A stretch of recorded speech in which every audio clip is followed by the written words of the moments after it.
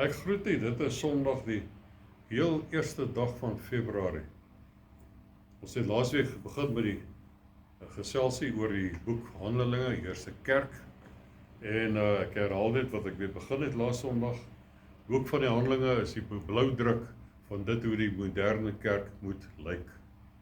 Kerk is nie veronderstel om gebaseer te word op godsdienstige tradisies of praktyke wat die Heilige Gees uitsluit. Kerk het haar geboorte deur die Heilige Gees. Matteus 3 vers 11 sê ek doop julle wel met water tot bekering. Maar hy wat na my kom is sterker as ek, wie se skoene ek nie waardig is om aan te dra nie. Hy sal julle doop met die Heilige Gees en met vuur. Die kerk moet gegrond wees op die krag van God. Met ander woorde, God moet kan doen en beweeg soos hy wil in die kerkdienste. Siekes gesond maak, duiwels uitdryf, beweeg deur profetiese bediening, doop met vuur.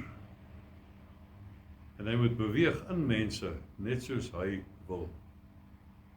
In die herlewing waarvoor ons bid, glo ek dat God die aspekte van die Handelinge kerk gaan herstel, wat grootliks verlore geraak het. Die bediening van die apostels en profete, salwing van die Heilige Gees, bevryding, tekens en wonders, reinheid, heiligmaking, vrees van die Here.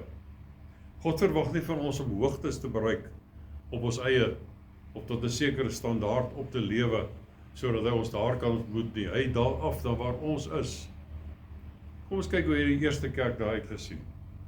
Oomblikke voordat Jesus opgevaar het na die hemel, het hy al sy disippels vertel dat die bonatuurlike entiteit gaan wees, wat die kerk, wat als ons gebore sou word, sou bestuur en beheer. Dit was natuurlik die Heilige Gees. Handelinge 1 vers 4. Toe hy nog saam met hulle was, het hy hulle bevel gegee om nie van Jerusalem al weg te gaan nie, maar om te wag op die belofte van die Vader, wat hy gesê het, wat julle, het hy gesê, van my gehoor het. Want Johannes het wel met water gedoop, Johannes die doper, maar julle sal met die Heilige Gees gedoop word, nie lank na hierdie dae nie. Die kerk kon nie, en sal ook nooit kan nie, lewe en funksioneer sonder die Heilige Gees nie. Heilige Gees verander lewens. Dit was nooit meer duidelik as op Pinksterdag die apostel Petrus, wat Jesus so teleurgestel het, opgestaan het, evangelie preek, en 3000 kom tot bekering en word gedoop.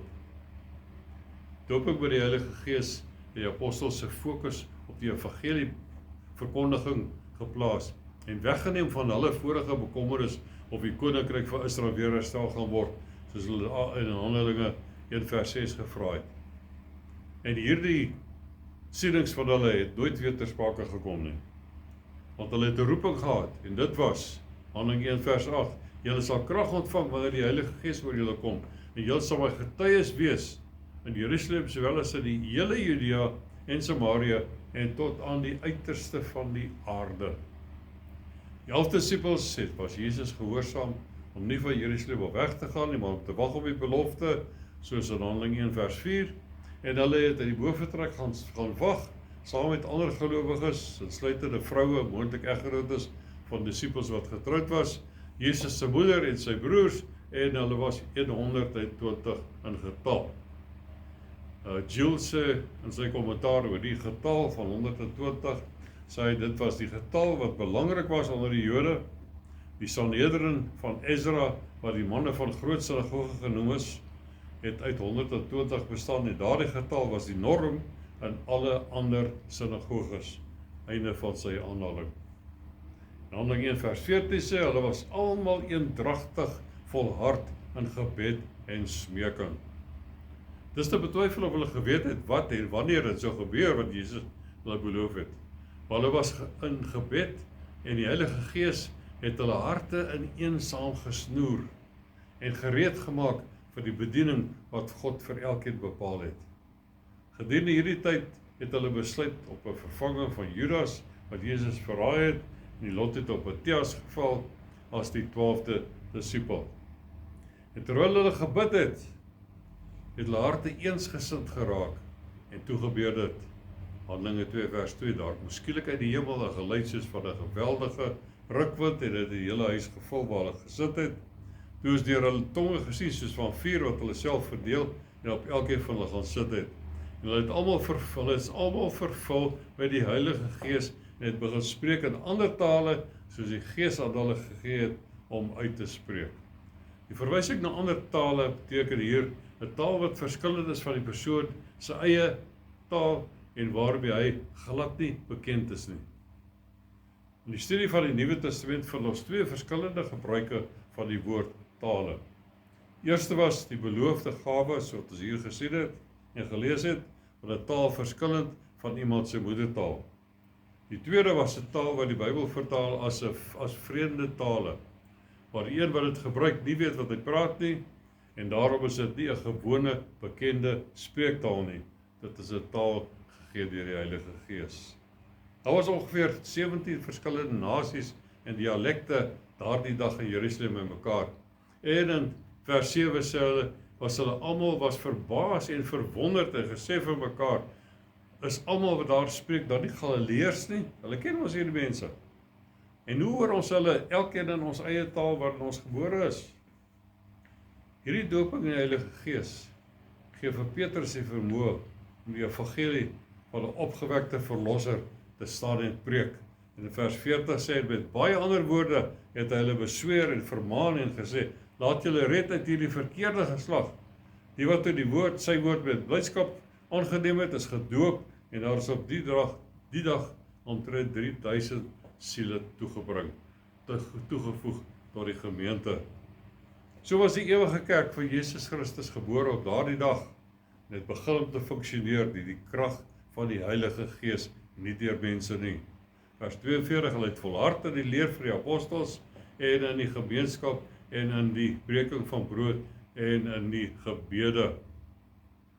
Clark se kommentaar oor hierdie vers 42, sê hy, eerste plek, hulle het gebou op die fondasie van die profete en apostels met Jesus Christus as die hoeksteen.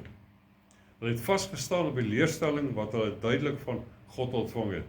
Nommer 3, hulle was afgesonder van die wêreld, het hulle heilige Christelike gemeenskap gewoon en het mekaar versterk en opgebou in die allerheiligste geloof. Nommer 4, hulle het gereeld brood gebreek ter herinnering dat Jesus vir hulle gesterf het. En hulle het volgehou in gebed, wetende dat hulle nie getrou kan wees anders as om aan God vas te hou nie. En nie sy genade kan verwag, tensy hulle nederig en ernstige gebede sou volhou nie. Einde van die aanhaling. En vers 43 sê, en vrees het op elkeen, dit was die publiek gewees, gekom, en baie wonders en tekens het deur die apostels plaasgevind.